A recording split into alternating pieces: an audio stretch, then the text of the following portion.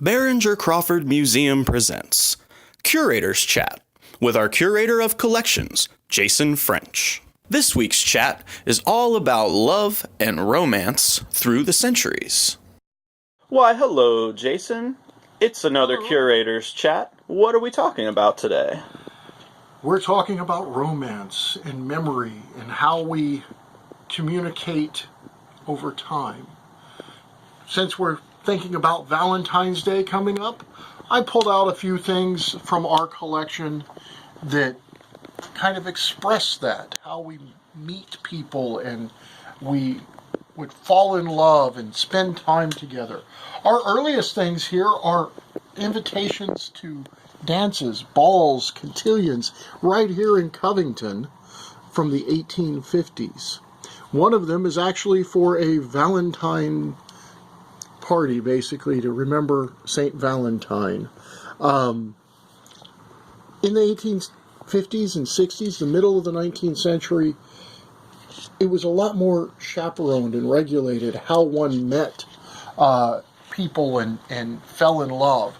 So your chances and your best chances to meet somebody that you could spend a lifetime with was going to these regulated and chaperoned events, and they would be held by fire companies, or there's one here that's being hosted by the Merry Bachelors here in Covington. So that was a way to meet a potential love interest that you could spend a lifetime with. And that was the goal in the 19th century, is to get married and to have kids and to spend a life with someone. We go from that to say the 1920s. Things had changed a lot from the 1850s to the 1920s, but here we have a marriage certificate, a wedding photograph, and probably a place marker for a seat around one of the tables at the wedding.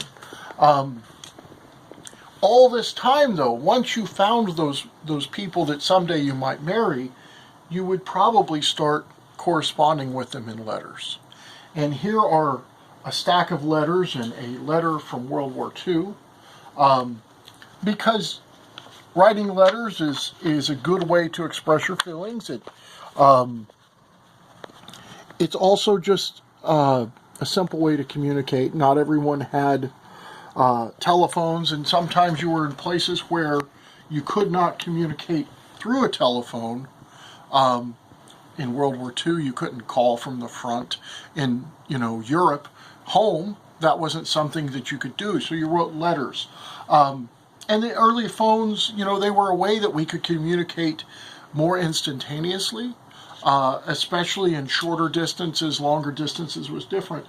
But we think about how that's changed now, where we have modern telephones, where we can really communicate with someone around the world and actually see their face.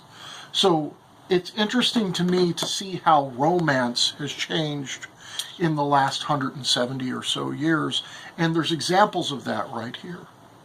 Very, very fascinating. Another great Curator's Chat with BCM Curator of Collections, Jason French.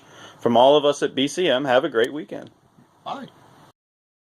Thank you for watching this week's Curator's Chat, brought to you by Behringer-Crawford Museum, where history is in motion.